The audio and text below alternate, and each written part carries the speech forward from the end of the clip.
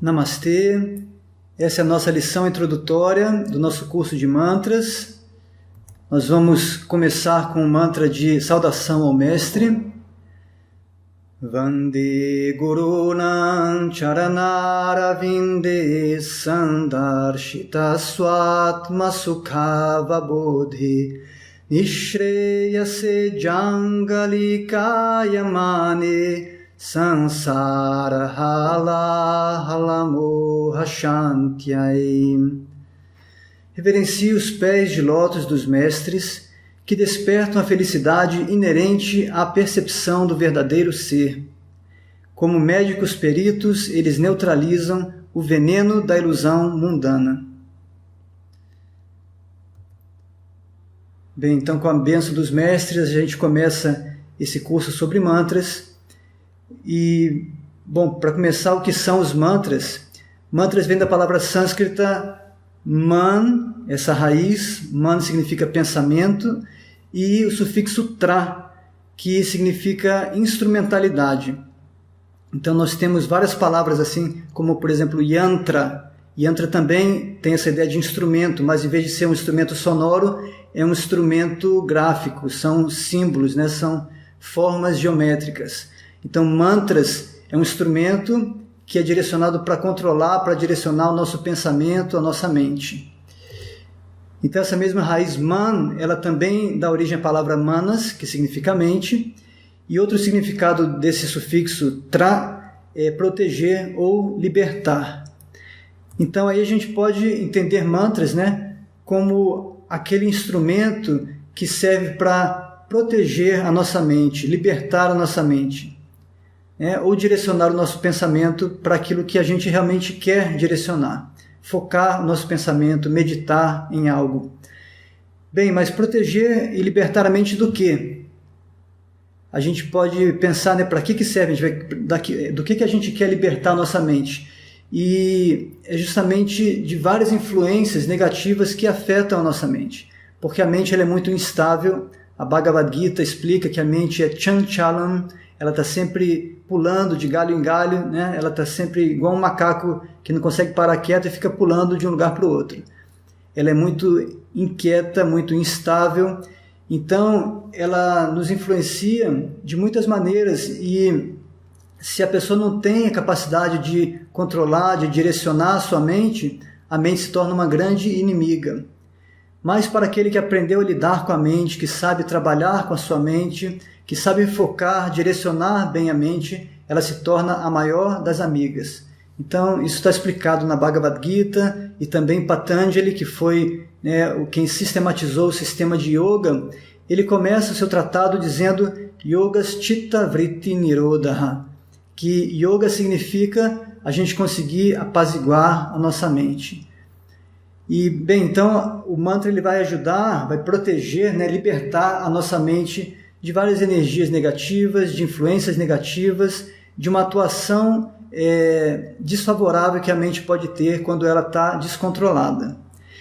E também a gente pode entender que, no sentido mais elevado, a mente ela está encoberta por várias designações materiais, a gente se percebe com uma série de designações que não são o verdadeiro eu.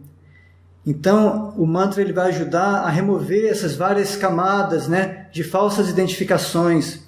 Quando eu penso que eu sou, por exemplo, homem, ou eu sou mulher, ou eu sou jovem, ou eu sou velho, eu sou branco, eu sou negro, eu sou brasileiro, eu sou indiano, americano, etc. Então, são tantos rótulos que a gente se coloca e que o mantra ele vai tirando essas camadas para revelar quem nós somos de verdade, para nos permitir conhecer o nosso verdadeiro eu. Tá? Então o mantra ele vai promover dessa forma o autoconhecimento. Bem, vamos seguir em frente para entender um pouco mais sobre como funcionam os mantras. Para começar, eles não são criações humanas, tá? Mantras não são invenções, eu não posso sentar aqui, deixa eu inventar um mantra. Não funciona assim. Mantras eles são fórmulas sonoras recebidas internamente por grandes sábios na sua meditação. Então, os grandes rishis, que eram videntes, que foram grandes sábios que viram a verdade, que tiveram contato com essa revelação, eles trouxeram mantras, né, dos vários Vedas, dos vários textos sagrados da Índia, e então isso não é um conhecimento ascendente que o ser humano vai buscando descobrir por si mesmo. É um conhecimento descendente que foi revelado, que a gente recebe aqui e que nós não teríamos como inventar, porque é algo transcendente, algo que vem de outro plano. Então, esses mantras, embora nem sempre apresentem um significado literal, ou seja, nem sempre a gente consegue traduzir um mantra, às vezes é um som ou uma sequência de sons que não tem uma tradução possível. Mas isso não quer dizer que ele não tenha um significado, tá? Porque o sentido do mantra não está apenas na nossa capacidade de dar uma tradução para ele, de intelectualmente compreender um significado, porque na verdade o mantra ele vai além do intelecto, ele vai atuar de uma forma muito mais profunda no nosso ser, ele vai ativar certas energias, ele vai ativar certos chakras, que são centros de energia, e ele vai atuar diretamente então na plataforma espiritual. Portanto, alguns mantras a gente vai poder traduzir, outros a gente não consegue traduzir, mas independentemente dele ser ou não passível de tradução, o mantra ele traz um significado, ele traz uma energia que afeta a nossa consciência de uma forma específica. Então é isso, ele transcende o coração, o nosso intelecto, ele alcança o nosso coração. Então a gente poderia traduzir mantras, a gente pode traduzir mantras, né? Certos mantras são possíveis. Eu posso pegar o mantra de Ganesha, Om Gam Ganapataye Namaha. Aí eu vou ver o que significa Gana no dicionário de sânscrito. Significa um grupo, uma hoste, um exército, uma classe, uma categoria de algo. Eu poderia dizer então que Ganesha, Isha ou Pati significa Senhor, então Ganesha ou Ganapati seria o Senhor das hostes celestiais, o Senhor de todas as categorias de seres criados. Eu poderia de alguma forma traduzir, interpretar e escrever isso em português. Mas não necessariamente a minha tradução teria o mesmo poder do mantra, porque o mantra ele não é apenas uma representação. Em português, em tantas línguas ocidentais e línguas mais modernas, as palavras elas são mais ou menos elas são criadas por atribuição. Assim, eu vou dizer, isso aqui se chama fogo, isso aqui se chama água. Eu atribuo um certo nome a um objeto, mas não necessariamente aquele som corresponde à energia daquele objeto. Isso é muito diferente do sânscrito. O sânscrito foi uma língua que não surgiu espontaneamente, aleatoriamente, mas que ele surgiu, ele foi criado, por isso o nome sânscrito significa criado perfeitamente, ele foi composto. E entende-se que ele foi composto em outros planos, né? Porque é chamado de Devavani, Devabhasha, a língua que veio dos deuses, que foi dada à humanidade também nesse processo, que não foi uma coisa inventada pelo homem, mas sim uma coisa recebida pelo homem. E, portanto, o sânscrito tem a sua sonoridade muito próxima, correspondendo realmente àquilo que ele representa. Se eu tenho uma palavra em sânscrito, todas as palavras no sânscrito surgem a partir de certos dhatus, que são raízes, e essas raízes vão gerar verbos e nomes, adjetivos, todo tipo de palavra, e as raízes têm um significado primordial. Então a gente vai ver isso depois quando for estudar cada um dos sons, a gente vai ver que o som no sânscrito ele corresponde assim, a proximidade muito grande entre significante e significado. Quando eu falo Ganapati, Ganesha, esse som ele não apenas representa Ganesha, não é uma coisa que eu atribuí a Ganesha, mas esse som ele traz a energia de Ganesha. Porque Ga, a gente vai ver depois, é o som do movimento. Então Ganapati é aquele que permite o movimento, é aquele que vai remover os obstáculos para permitir o nosso progresso.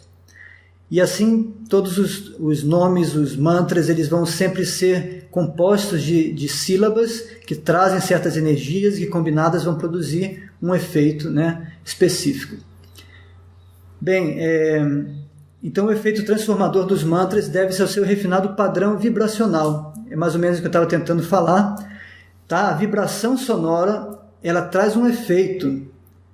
Não é apenas uma tradução, um significado atribuído àquilo. Então, embora sutil, o efeito dos mantras ele é profundo e real, atuando de dentro para fora em nossa personalidade. Então, o mantra ele vai transformar a gente de dentro para fora, porque o elemento mais sutil que existe na criação é o som. E tudo que existe é vibração, mas o som é a vibração na sua forma mais sutil. E se a gente começa a trabalhar, então, a partir dele, a partir do som, todo o demais, todos os outros níveis de vibração serão afetados também e serão transformados. Então, o mantra ele vai mudar muita coisa, mas ele vai mudar de maneira suave, sutil, porém profunda. Tá? Eu tenho muitas experiências com isso. Com poucos meses, assim, o primeiro mês que eu comecei a recitar mantras diariamente, eu, por exemplo, parei de comer carne. E não porque eu li sobre vegetarianismo, nem porque alguém me falou para parar de comer carne, não teve nenhum fator externo, ninguém me falando nada, não teve assim um motivo externo para eu parar de comer carne. Eu comecei a recitar mantras e eu todo dia de manhã e à noite eu passava um bom tempo recitando, eu estava bastante entusiasmado quando eu descobri os mantras. E em menos de um mês eu comecei a sentir que eu precisava mudar a minha dieta, e aquilo aconteceu muito naturalmente, muito tranquilamente, sem um esforço pessoal. O mantra foi me transformando e eu passei a ter um outro hábito alimentar naturalmente. Isso aconteceu com muitas outras coisas ao longo desses últimos 20 anos, né? A minha forma de perceber o mundo, de perceber assim, como lidar com as pessoas, a minha visão assim, de propósito na minha própria vida. A minha vocação foi se transformando. Então quem me conhece, acompanha um pouquinho da trajetória, sabe que eu era oficial do Exército, e embora eu estivesse bem, eu tinha uma vocação, eu gostava do que eu fazia, e tive muitas boas experiências na vida militar, grandes amigos, mas chegou um ponto na minha vida que eu senti uma outra vocação despertar, né? E isso veio um chamado com muita força, e eu deixei tudo para seguir uma busca espiritual, que eu fui para a Índia, passei 12 anos lá. Mas a ideia é que o mantra, ele atua de dentro para fora. Então ninguém me pressionou a deixar de comer carne, ninguém me pressionou a mudar nenhum dos meus hábitos ou mudar a direção da minha vida. Isso aconteceu porque eu fui me conhecendo melhor e eu fui cada vez mais tendo clareza sobre qual é o meu propósito, o que realmente me preenche nessa vida.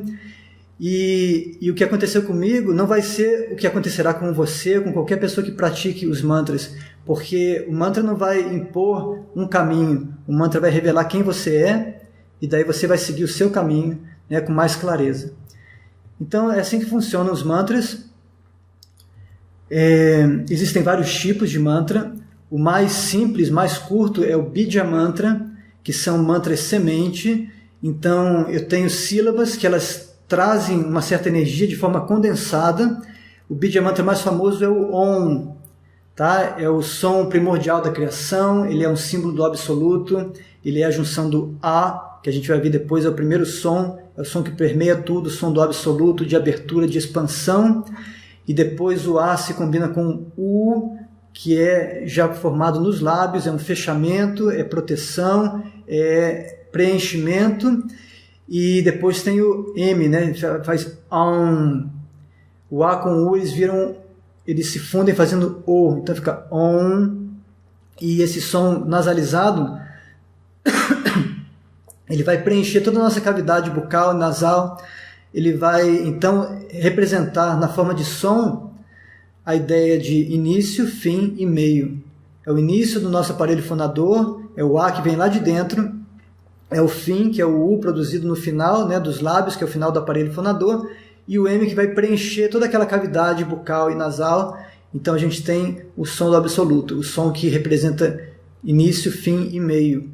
Não só representa, né, como a gente falou, esse som do Om, ele traz a energia do absoluto, ele vai impelir a nossa consciência rumo ao absoluto, vai expandir a nossa consciência para que a gente possa meditar. Então geralmente o Om é o Bija Mantra que vai preceder todos os outros mantras, porque ele vai preparar nossa consciência para essa conexão com o absoluto.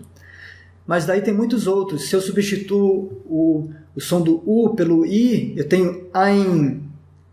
Esse som do Ain, ele já é mais direcionado, porque enquanto que o U ele fecha, protege, o I ele penetra. Então o som do Ain é o som que indica a deusa da sabedoria, o mestre espiritual, e precede todos os mantras de conhecimento, de busca por conhecimento, porque é um som que vai penetrar, vai permitir que o nosso intelecto adentre um certo campo de conhecimento. Então é o Bija Mantra de Sarasvati, a deusa da sabedoria.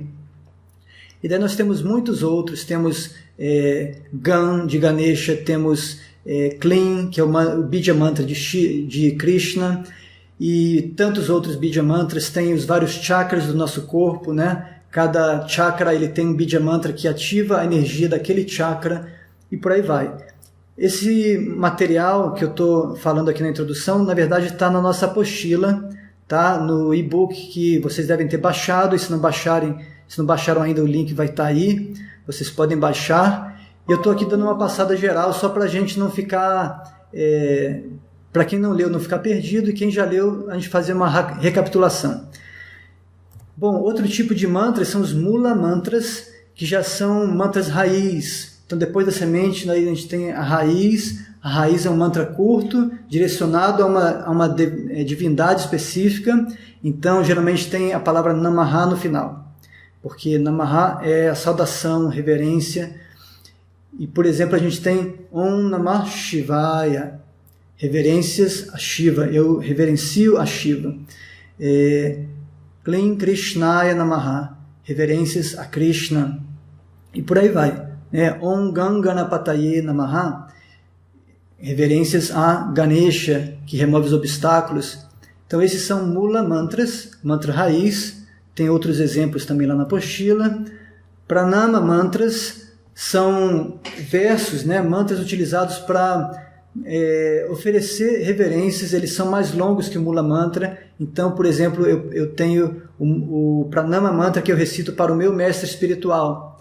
E existem Pranama Mantras para diversas formas da divindade.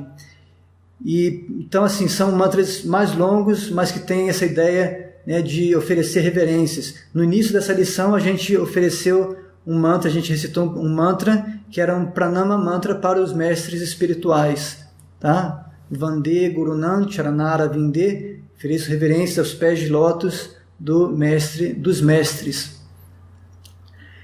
E nós temos Dhyana Mantras, que são mantras para meditação, mantras mais descritivos, que vão facilitar a contemplação de um local sagrado ou de uma forma específica da divindade.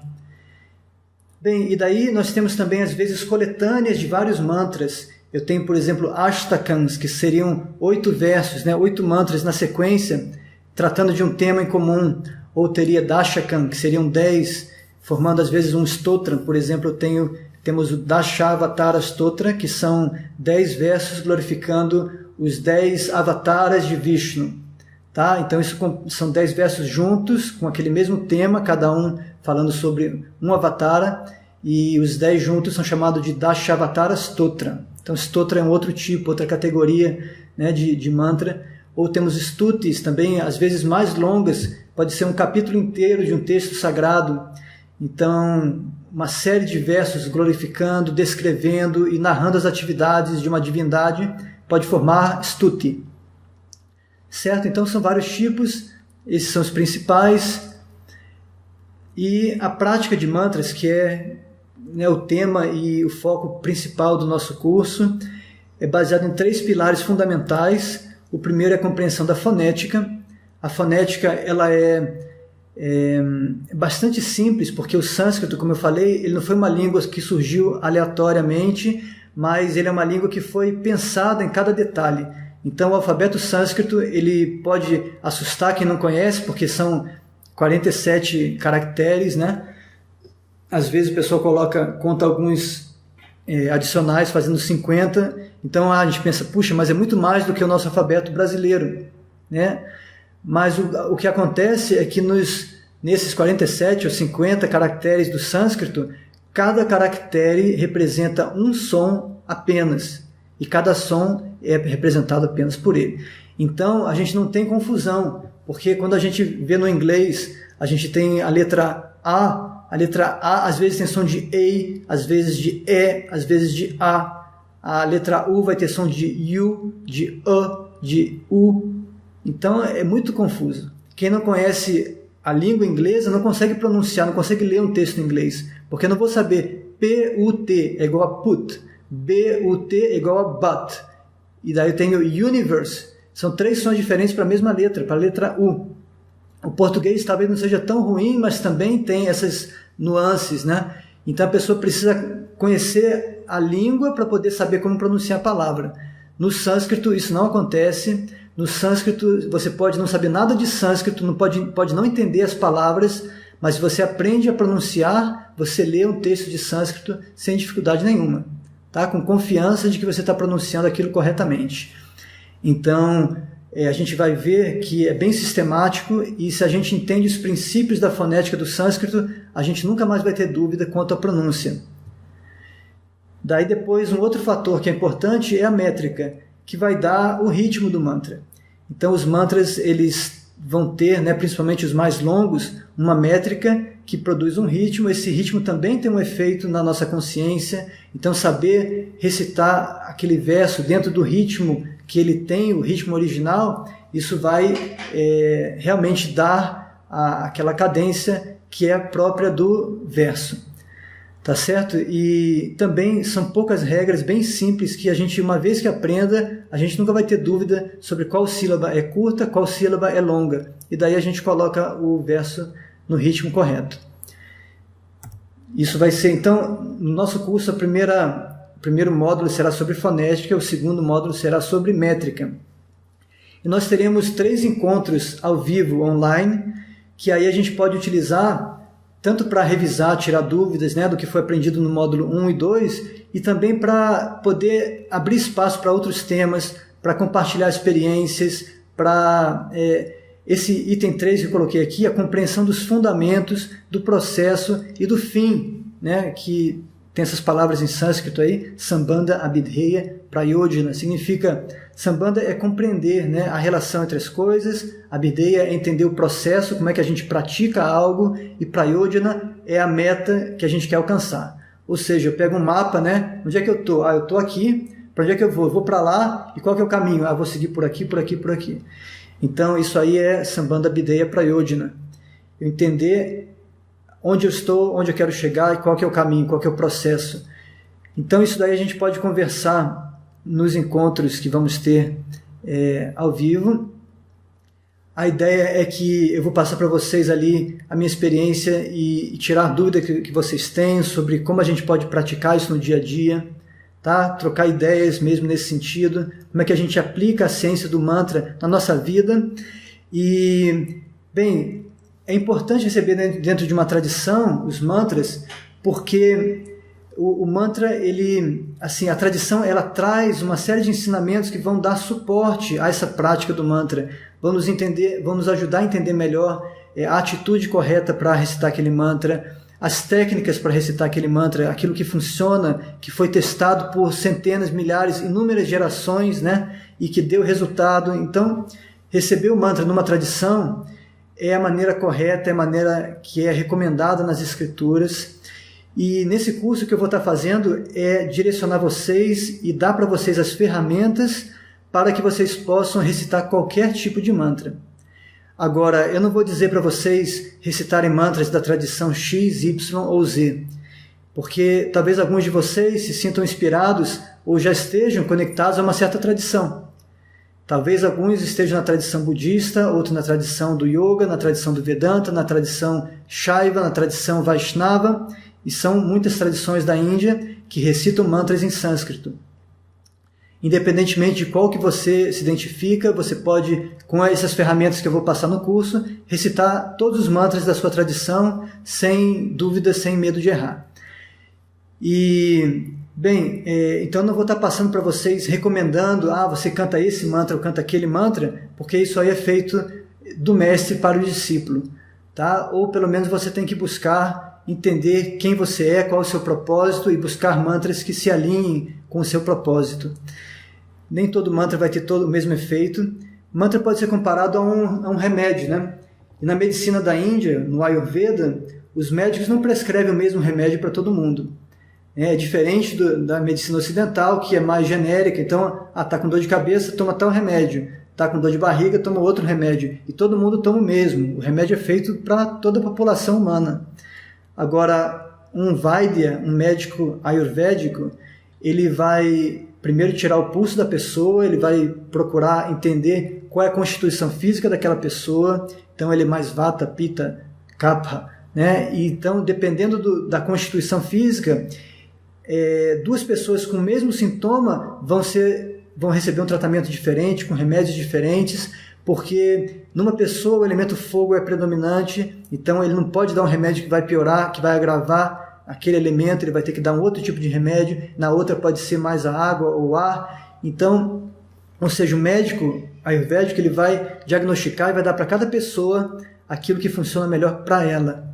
Da mesma forma, mantras, eles trazem efeitos diferentes e nem todo mundo precisa do mesmo mantra. Alguns mantras eles são genéricos, eles podem ser cantados por todo mundo e não trazem efeitos colaterais, mas tem certos mantras que eles são específicos para algum tipo de efeito, para algum tipo de resultado, que vão ativar certos tipos de alguns chakras específicos. Então, nem todo mundo deve recitar qualquer mantra. Isso aí quem vai definir, quem vai orientar é o mestre espiritual, é uma tradição que ensine essa ciência dos mantras, tá certo? Mas no nosso curso aqui a gente vai ter as ferramentas para que vocês possam depois, em qualquer tradição que vocês estejam, que recite mantras em sânscrito, vocês podem aplicar e recitar esses mantras da melhor maneira possível e colher os resultados. Ok, então para encerrar a gente vai recitar aqui um mantra da Brihadaranyaka Upanishad. É um mantra famoso, né, que diz que nós não devemos nos contentar com uma situação de efemeridade, de algo temporário, né? Asato. Asat significa aquilo que é temporário, que é efêmero. Então, de Sadgamaya, vá para, busca a eternidade, busca aquilo que é real. Tamasoma, não fique na escuridão. Jyotirgamaya, vá para a luz. Mrityurma, não se contente em ficar preso a esse ciclo de nascimentos e mortes, né? A alma, o ser verdadeiro, ele é eterno. Então, Amritam Gamaya, vá para buscar a imortalidade. Om Shanti, Shanti, Shanti, 3 vezes invocando a paz, a tranquilidade. Então vamos recitar o verso em sânscrito. Om Asato Ma Sadgamaya Tamaso Ma Jyotirgamaya Mrityurma Amritam Gamaya Om Shanti, Shanti, Shanti.